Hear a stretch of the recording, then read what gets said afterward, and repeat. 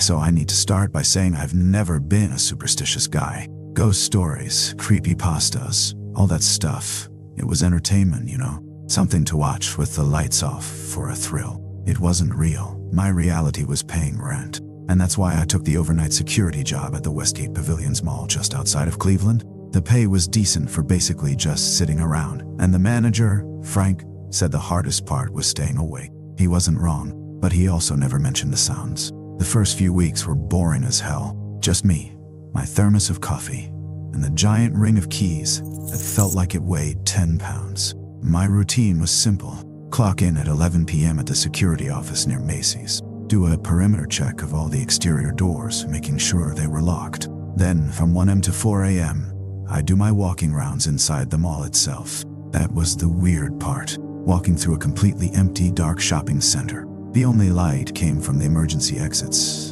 and the faint glow of the food court signs. Your own footsteps echo forever. You start seeing things in the shadows between stores. Mannequins look like they've moved an inch. It's all in your head. At least, that's what I told myself. The first thing that felt off happened around my third week. I was doing my 2 a.m. walk down the main concourse, past the shuttered jewelry stores, the dark windows of the cell phone kiosks. I always passed this big fountain in the center of the mall. It was turned off at night, just a dry tile bowl. As I walked by, I heard it, a distinct, wet plop, like a single heavy drop of water hitting the empty basin. I stopped, shined my flashlight into it. Nothing, bone dry. I shrugged. Old building, pipes in the ceiling, maybe some condensation dripped. It happens, but the air didn't feel right. It felt thick and cold right around the fountain, even though the heat was set to a constant 68. I shook it off and finished my round. But the next night, it was the carousel. It's this old-timey kids ride near the food court, all painted horses and glittering mirrors, covered with a tarp at night. As I passed it, I heard a soft, musical click, then another, like someone was gently tapping one of the mirrored panels with a fingernail. I froze. My flashlight beam shook as I pointed it at the tarp. The clicking stopped. I stood there for a full minute, my heart hammering against my ribs. Nothing. I practically ran back to the office that time, told myself it was the metal cooling off, contracting. I was building a narrative out of nothing, but then came the night of the footprints. It was a Tuesday, dead quiet. I was in the office watching the grainy black and white feed from the cameras. There are like 40 of them, covering every major hallway and entrance. I was just scrolling through them, bored out of my mind, when I saw something on camera 14. That's the one that points down the long corridor toward the old, abandoned Sears anchor store. It's been closed for years. Just a giant dark space behind metal grates. On the floor, in the middle of the clean, polished tile, was a single, wet footprint. It was facing the Sears gate. I leaned closer to the monitor. The footprint looked wrong. It was long, too long, and the toes were just indistinct smudges, like someone with soaking wet, misshapen feet had taken one step and vanished. Before I could even process it, a second footprint appeared on the screen, a few feet closer to the gate, then a third. They were appearing as I watched, one after another, leading right up to the Sears security gate. My blood went ice cold. I radioed Frank, my voice a cracked whisper. "Frank, you seeing this on camera 14? Static." Then his sleepy voice came back. "Kid, I'm at home in bed. You're the only one on the monitors. You seeing a raccoon or something?" I didn't answer. I just stared. The footprints had stopped at the gate. The gate was padlocked. Nothing could get in or out. I watched for 10 more minutes. Nothing changed. Finally, I forced myself to get up. I had to go check. It was my job. Maybe it was a prank. Maybe some kids had broken in earlier and left a trail. I grabbed my biggest flashlight and my baton, my hands sweating. Walking down that corridor toward Sears was the longest walk of my life. Every shadow seemed to pulse. The air got colder with every step. I could see the wet footprints glistening under my flashlight beam. They smelled like old pond water and wet clay, and they were definitely not human. They were at least 16 inches long. I followed them, my breath fogging in the suddenly frigid air, right up to the Sears gate, and there they stopped. The padlock was still there, secure, but the footprints didn't turn around. They just ended, like whatever made them had walked straight through the metal gate. I shined my light through the grate into the vast, black emptiness of the old Sears, and for just a second, deep in the darkness, Behind a fallen rack of clothing, I saw two faint, greenish points of light, like eyes reflecting the light. They blinked once, slowly. I didn't run. I backed away, slowly, never taking my light off those spots. They didn't move. When I was far enough away, I turned and speed-walked back to the office, my spine crawling. I locked the office door, which we're never supposed to do. I spent the rest of the night staring at camera 14. The footprints slowly faded, drying up until there was nothing there by sunrise. I told Frank the next morning. He got real quiet. Then he said, "Don't go near the Sears corridor after 1 a.m. Just skip that part of the round. We've had issues there before." I should have quit, but rent. So I stayed. I skipped the Sears wing. But the mall, it felt like it knew. The noises got closer. The dripping from the fountain sounded like it was right behind me. The clicking from the carousel turned into a slow, grinding creak, like the mechanism was trying to turn on its own. One night, I was checking the bathrooms near the food court. Men's room was empty. As I turned to leave, all the sink faucets in the row turned on full blast at once. The sound was deafening in the silence. I jumped a mile. I ran over, twisted them off. The handles were icy cold. The water was brown and smelled like rust. The final straw was the help desk. It's this circular counter in the middle of the mall where lost kids go, where you get gift cards. It's always empty at night. I was passing it, and the phone on the desk rang. Not the soft ring of an internal line, the old, loud, jarring, burring of a main landline. It scared me so bad, I dropped my keys. It rang 8 times, then stopped. I stood there, frozen. 30 seconds later, it rang again. 7 rings. Stop. Again. 6 rings. It was counting down. On the 3rd ring, I snapped. I picked up the receiver, my voice trembling. "Hello? Security." There was nothing but static at first. Then, cutting through the white noise, a wet, gurgling whisper, like someone talking with a mouth full of mud. It said 3 words. "We're still open." I slammed the phone down. As I did, I heard a loud metallic bang from the direction of the Sears gate. Then another, and another. Something was hitting the metal grate from the inside. Hard. Not trying to be quiet anymore. I didn't do my rounds. I didn't check the cameras. I sat in the locked office, holding my baton, listening to the distant, rhythmic banging until the sun came up, and it finally stopped. I walked into Frank's office that morning, put my keys and radio on his desk, and said I was done. No notice. He didn't even look surprised. He just nodded and said, "I'll mail your last check." I drove out of there as the first store employees were arriving, bringing in light and noise and life. They had no idea what the place felt like after midnight. I still have nightmares about that whisper. "We're still open." I looked it up later. The mall was built in the 80s on a patch of land that used to be a series of large, deep-water quarry ponds. They filled them in to build the foundation. Nobody ever found all the bodies of people who drowned in those old quarries over the decades. They just built right on top of them. So when I think about those long, wet footprints and those eyes in the dark, I don't think it was a ghost. I think something that used to live in the deep, dark water never left. And when the sun goes down and the last employee clocks out, the mall doesn't belong to us anymore. The water takes it back.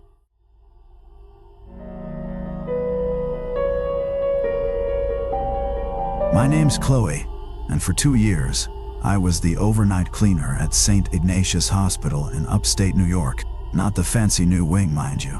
I worked the old surgical ward on the 4th floor, the one they built in the 1950s and never got around to fully renovating. The halls were this pale, puke green color, and the fluorescent lights buzzed like angry wasps. Most of the rooms were used for storage then, full of outdated equipment covered in sheets. My shift was 11 p.m. to 7 a.m. You get used to the silence of a hospital at night. It's not a peaceful quiet, it's a heavy, waiting quiet. And you're never truly alone. The job itself was straightforward. Empty trash, mop floors, disinfect surfaces. The real challenge was the loneliness. The night nurses were at their station in the new wing. So for hours, it was just me, my cart, and the long, empty green hallway. I had rules. Rule 1, never turn off all the lights in a room you're cleaning. Rule 2, keep the cart between you and any open doorway. Rule 3, and this was the big one, If you hear your name called from an empty room, do not answer. Just finish your work and walk away. The day cleaner, Maria, told me that on my first night. She said it wasn't a joke. For the first year, nothing happened. Just the usual creepiness. Shadows that move just a little too fast at the edge of your vision. The feeling of someone right behind you when you are mopping. Once I saw a figure in an old-style nurse's cap at the far end of the hall. I blinked, and it was gone. I wrote it off as fatigue. But then around month 14, things changed. It started with the sink in room 407. That room was always cold, even in summer. I'd go in to empty the dustbin, and the old porcelain sink in the corner would be running, just a thin trickle of water. I'd turn it off tight. Next time I passed the room, maybe an hour later, it would be on again. The faucet handle would be icy cold to the touch. It became a weird little ritual. My sink. I'd even say, "All right, I got you," and turn it off. Then came the footsteps. I'd be mopping near the nurse's old station, this abandoned circular desk, and I'd hear soft, shuffling footsteps coming from one of the hallway spurs. Not the crisp click of nurses' shoes. These were slower, like someone in loose slippers or bare feet on linoleum. I'd stop, hold my breath. The shuffling would stop too. I'd call out, "Hello? Maintenance." Silence. Then, maybe 30 seconds later, the shuffling would start again, a little closer. I started bringing a small Bluetooth speaker, playing podcasts out loud just to drown out the silence. One night, I was listening to a true crime show. The host was describing a scene, and he said, "And the floor was so clean you could see your reflection." At that exact second, my podcast cut out. Not the speaker dying. It went silent. And in that sudden, vacuum-like quiet, a voice, dry as old paper, and right next to my ear, whispered, "Not clean enough." I screamed. I actually screamed and threw my spray bottle. It clattered down the hall. There was nobody there. My heart was trying to punch its way out of my chest. I looked at my mop bucket. The water, which had been clear, was now murky, with a faint pink tinge to it, like watered-down blood. I dumped it out right there in the hallway and almost ran back to the janitorial closet. I sat on an upturned bucket for 20 minutes, trying to calm down. That's when I broke Rule 3 for the first time. I heard my name. Not a shout, not a whisper, just a normal, tired-sounding voice, like a patient calling for a nurse. "Chloe?" It came from room 412, a storage room. I didn't answer. I just sat, frozen. It came again. "Chloe, can you help me?" It sounded so real, so human. I stood up. "Hello?" I said, my voice shaky. The moment I answered, the entire hallway lights flickered violently, and from inside room 412 came a sound that haunts me. A sharp, frantic, and wet scratching against the inside of the door. Like something trapped, like something trying to dig its way out. I never went near 412 again. I told my supervisor. He said it was old pipes and electrical issues, that the ward was scheduled for demolition soon. He gave me a raise to stay until the closure. The money was too good to pass up, but the place was waking up. I'd find the sheets pulled off the old equipment in the storage rooms, like someone was looking for something. My cleaning cart would be in a different spot than I left it. And the sink in 407? It wouldn't just trickle anymore. It would be on full blast, hot water steaming up the mirror. The last night, it was a week before they were finally shutting the floor for good. I was bitter, tired, just going through the motions. I was in the main hall, not really paying attention. I bent down to scrape a bit of gum off the floor. When I stood up, my cart was gone. I looked down the hall. It was at the far end, near the stairwell door, just sitting there. My blood ran cold. I walked toward it, slowly. As I got closer, I saw that someone had taken my red cleaning rags and arranged them on the floor around the cart. They were laid out in a shape. It took me a second to realize it was a crude outline of a body, a human shape. And in the center of where the chest would be, they'd placed my bottle of disinfectant spray. Before I could even process that, the stairwell door behind my cart slowly creaked open. Pitch blackness on the other side, and from that darkness, the shuffling footsteps started again. This time, they weren't stopping. Shuffle, drag, coming closer, up the stairs from some lower, darker floor. I didn't wait. I left the cart. I left everything. I ran down the main hallway toward the new wing. Toward the nurses, toward light and people. As I ran, I passed the open door of room 47. Inside, the sink was roaring. And in the steam-fogged mirror, I didn't see my reflection. I saw the shape of a tall, painfully thin figure standing behind where I would have been, its head tilted. I didn't look back. I quit on the spot. The head of janitorial services called me a week later. He said when they went to clear the final items from the old ward, they found my cart. They also found something else. Behind a false wall in room 412, a space that wasn't on any blueprint, they found old records. In the 1960s, a surgical orderly had worked the night shift on that floor. He was accused of negligence leading to a patient's death.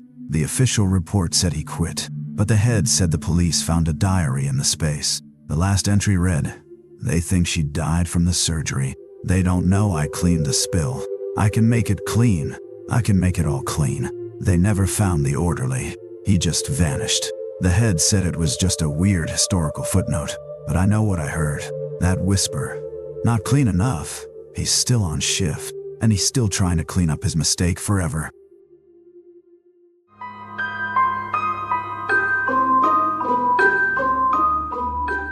Alright, so this one's different. It's not about a building you can leave. It's about a signal you can't escape. My name's Dave, and back in 2018, I was the overnight board operator for KZAP, this classic rock station in a little tower outside of Bakersfield, California. The gig was a dream for a college dropout like me. From midnight to 6 a.m., I was basically alone in a glass booth on the second floor of a concrete block building in the middle of nowhere, keeping the music going for truckers and insomniacs. My job was to make sure the automated playlist ran smooth, handle the weather reads, and if the phone line lit up, which it almost never did, I'd answer. "KZAP, you're on the air." It was peaceful, until the night the other broadcast started bleeding through. It began with static, not the normal white noise between songs. This was a lower and rougher static, like fabric tearing. It would appear for maybe 2 seconds during a quiet part of a Led Zeppelin track, then vanish. I figured it was a hardware glitch, maybe a loose cable in the rack room downstairs. I made a note for the morning engineer. But the next night, it was worse. During Hotel California, a voice cut in. Not a singing voice, a flat, monotone man's voice, reciting numbers. 4, 17, 0, 9. Then it was gone, swallowed back into the guitar solo. My skin prickled. I checked all the inputs. Everything was green.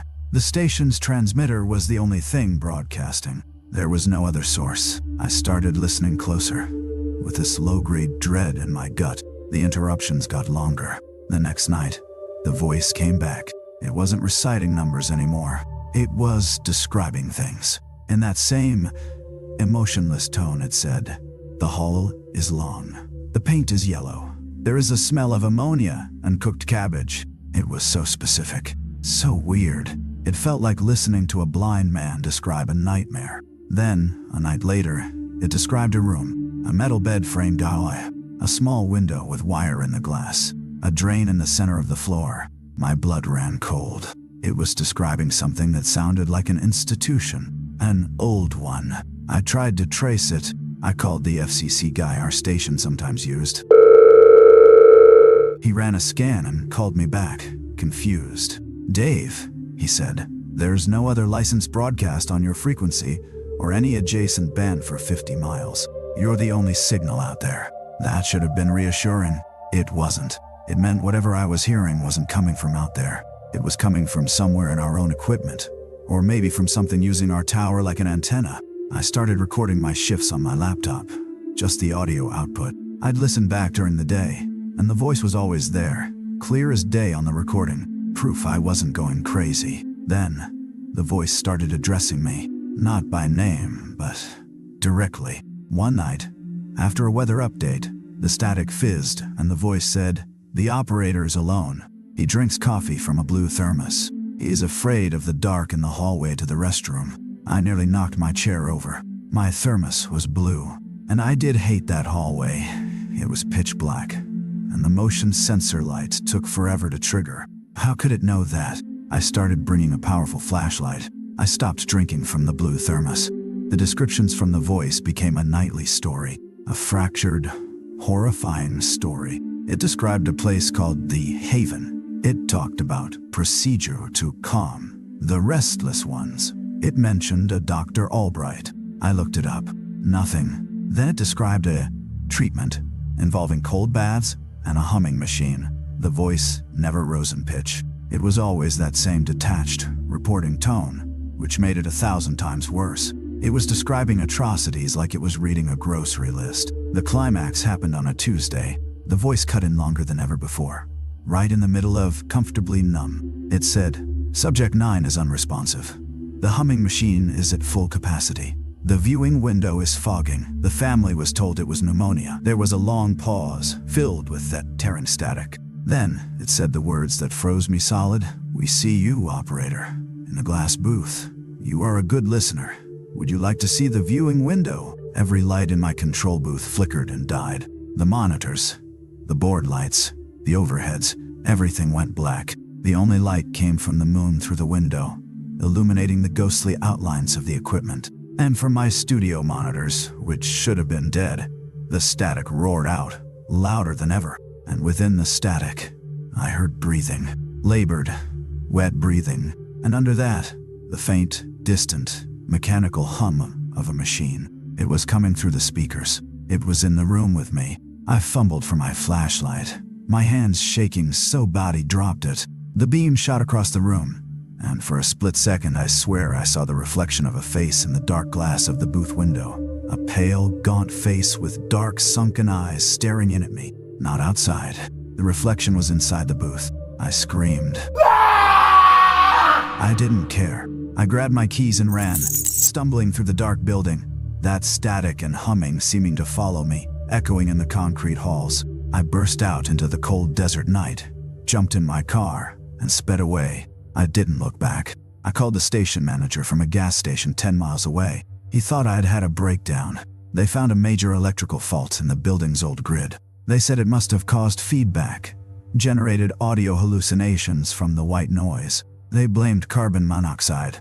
A neat, logical explanation. I quit, but a few months later, driven by a sick curiosity, I went digging in the county archives. I found nothing about a haven, but I did find records from the 1940s. The land our broadcast tower was on was sold to the station by the state. Before that, it was state-owned, and before it was just empty desert.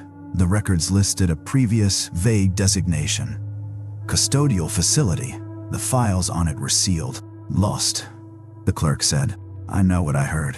A custodial facility. A place to hide people away. I think the humming machine wasn't a metaphor. I think they did something there. Something terrible that got baked into the land, into the very rock. And our radio tower, pumping out its signal into the night, didn't just broadcast classic rock. It acted like a needle, playing back a recording etched into the earth itself. A recording of the final moments of Subject 9 and of the cold, clinical voice of whoever was in charge. They're still broadcasting, and on a quiet night, on the right frequency if you're alone and listening, you can still hear the treatment in progress.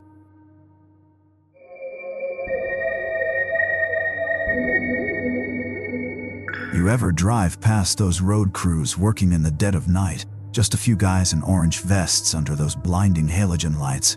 The only sign of life for miles on a lonely highway? That was me. My name's Javier. For 3 years, I worked for a private contractor, patching potholes and repainting lines on the long stretches between Reno and nowhere. You get used to the rhythm of it, the growl of the asphalt truck, the hiss of the line painter, the two-way radio chatter. You also get used to the emptiness. The darkness beyond the lights isn't just dark, it's a wall. And one October night on a remote section of Highway 87 in northern Arizona, that wall blinked. Our crew was small. Me, my foreman Rick in the pilot truck, Leo on the asphalt roller, and a new guy Pete on traffic cones. We had a 5-mile stretch to seal. The plan was simple.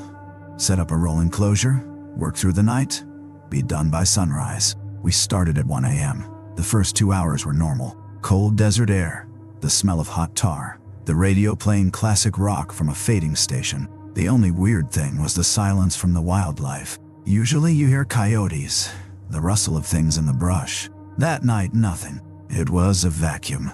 Around 3 a.m., Pete called over the radio, his voice tight. Rick, cone line's messed up back here. Looks like something kicked a bunch over. We were on a straight, flat section. No wind. Rick sighed. Just reset them, Pete. Probably a jackrabbit. I was working the infrared heater ahead of the paver and I glanced back.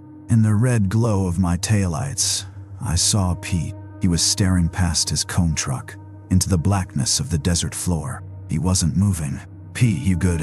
I radioed. He jumped. Yeah, just thought I saw something. He never said what. An hour later, it was Leo on the roller. His machine, this giant, slow beast, just died. Not a sputter. It shut off like someone flipped a master switch. All the lights on it went out. He radioed, frustrated. Got a complete electrical failure here. Checking fuses. Rick told me to go help him with my truck's lights. I pulled up, bathing the roller in my high beams. Leo was under the dash, muttering. It makes no sense, he said. Everything's connected. It's just dead. As he said that, my own truck's engine coughed. The lights dimmed for a second, then came back strong. We both froze. That wasn't right. My truck was new. We got the roller jumped, but it was running rough. The mood had shifted. The darkness felt closer. The circle of our work lights felt like a life raft on a black ocean. That's when we heard the first tap. A sharp, metallic tap-tap, like a wrench lightly hitting a pipe. It came from the desert, maybe 50 yards out. We all stopped. Rick's voice crackled on the radio. You guys hear that? We did. It stopped. 5 minutes of silence. Then, tap, tap, tap, tots. Closer, maybe 40 yards. It wasn't random. It was a pattern. 3 taps? A pause? 4 taps? Leo grabbed a spotlight from his cab and swung it toward the sound. The beam cut through the night, sweeping over scrub and sand and rock. Nothing. But the moment the light passed a specific spot, the tapping started again. Furious now. Tap, tap, tap, tap, tap. Coming from behind us, from the other side of the road. All right, that's it, Rick said, his voice trying for calm but missing by a mile. Equipment's acting up. We're packing it in. Secure the site, and let's convoy out. We moved fast. Nobody spoke.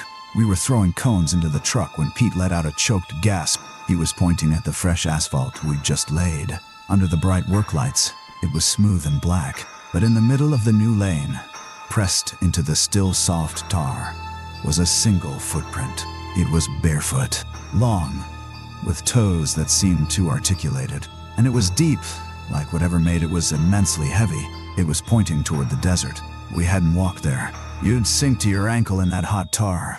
This was fresh. We stared at it. The tapping had stopped. The silence was worse. It was a listening silence. Then, from the darkness beyond the footprint's direction, we heard a new sound.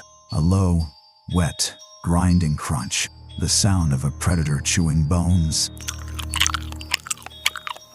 It was close. Too close. Screw the cones, Rick yelled. Get in the trucks! Now! It was chaos. We scrambled. Leo and I jumped into my truck. Pete ran for his cone truck. Rick was already in his pilot truck, engine roaring. I threw mine into drive just as Pete screamed. Not a yell. A raw, terrified scream that was cut off halfway, replaced by the sound of metal buckling and glass shattering. I slammed on the brakes and looked in my rearview. Pete's cone truck was still there, its brake lights on, but the driver's side door was torn completely off. Lying in the road, the window was a spiderweb of cracks, smeared with something dark. There was no sign of Pete. Rick was shouting on the radio. What happened? Pete, report. Pete. Nothing. Leo was hyperventilating next to me. We have to go back, I said. We can't just leave him. But as I said it, my headlights illuminated the road ahead, standing right in the center of our only path out. Silhouetted by Rick's retreating taillights was a shape. It was tall, maybe 7 feet, and spindly. It wasn't a bear. It stood on 2 legs, but its posture was all wrong. Joints bending in places they shouldn't. And it was just still. watching us. Rick, in his panic, didn't see it. He gunned his engine and swerved around it, his truck fishtailing. As his light swept over it, I got a glimpse. It wasn't fur.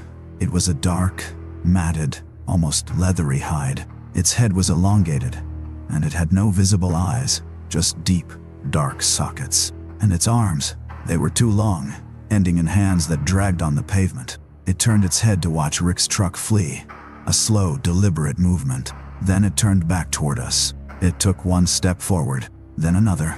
It didn't run. It stalked. It knew we were trapped. "Drive through it," Leo screamed. I didn't think. I slammed the gas. The diesel engine roared. The thing didn't flinch. At the last second, just before impact, it sidestepped with an unnatural, jerky speed. It was like watching a spider dart. My passenger side mirror exploded as one of those long arms swiped at it. I kept my foot down, racing past it, watching it shrink in my rear view. It didn't chase. It just stood there, in the middle of the road, watching us go. We caught up to Rick a mile down the road, pulled over, him vomiting on the shoulder. We called the police. We told them our coworker was attacked by an animal. Search and rescue found Pete at first light. He was 200 yards off the highway, in a dry wash. He was alive, but just barely. He had massive crush injuries on his torso and a broken arm. He was in shock. He couldn't speak. In his one good hand, clutched so tight they had to pry his fingers open, were fistfuls of a strange, coarse black hair. Not animal fur. It was like thick, dried kelp. The official report said it was a bear attack. A rogue, abnormally large bear. They said the stress and darkness made us see things. They said the tapping was probably rocks falling in the distance. They had an explanation for everything, except for the footprint in the asphalt. The state inspectors came before the asphalt fully set. They photographed it. They said it was inconclusive, probably equipment imprint. But the photo I managed to see, you could see the toe marks. You could see where the arch was. It was a foot. Pete never came back to work. He moved back east. He doesn't talk about that night. I quit soon after. Sometimes, when I'm driving on a long, dark highway, I'll see the amber lights of a night crew in the distance, and I'll wonder what's just outside their circle of light, tapping on the pipes they haven't laid yet, waiting for a machine to fail, or a man to wander just a few steps too far from the light. The desert is old, and we weren't patching a road that night. I think we were disturbing something that lives deep in the stone, that comes up to the surface when the world is quiet and dark, to walk its old forgotten paths. And we were in its way.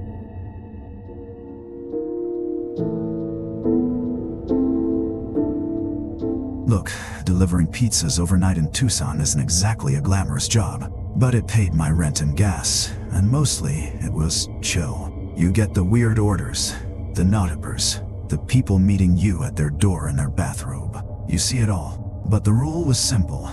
We didn't deliver past the city limits after 10 p.m.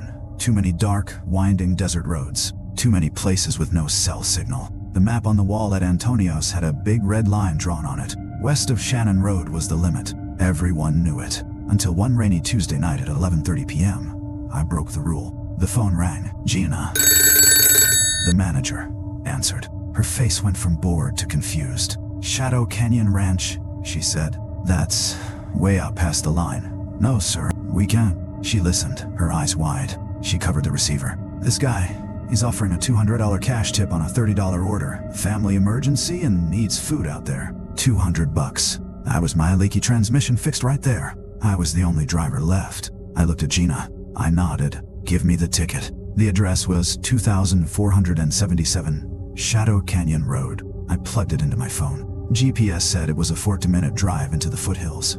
The last 10 on an unmarked dirt road. The guy had paid with a card over the phone, which made it feel less sketchy. The order was weird. One large cheese pizza, no box, just wrapped in foil, and a 2-liter bottle of Dr. Pepper. That was it. I loaded up, grabbed my big Maglite flashlight, a desert delivery essential, and headed out. The rain was just a drizzle, but it made the blacktop shine under my headlights, the yellow lines disappearing into nothing. As I passed the last gas station and crossed Shannon Road, the city glow vanished in my rear view. It was just me, my crappy Civic, and the void. The houses thinned out. then stopped. It was all Ocotillo and Mesquite and shadows. My phone signal bar dropped to 1, then to searching. I had the route memorized. Turn right on a dirt track called Old Mine Road. The rain picked up, turning the dirt to slippery mud. My tires slid. The woods on either side got thicker, pressing in. This didn't feel like ranch country. It felt forgotten. I found the mailbox.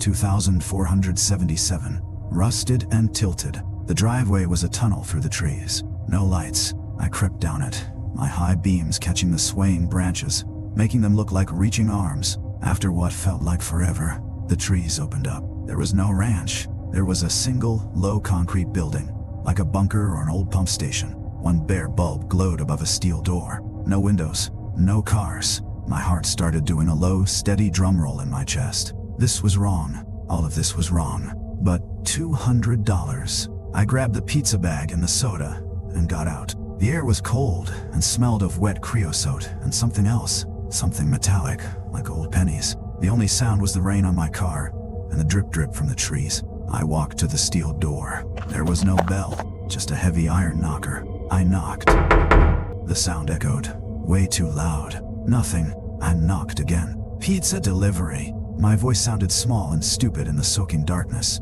Suddenly, a small metal slot in the door, at eye level, slid open, pitch black behind it. A man's voice came out, raspy and hurried. "Just leave it on the step.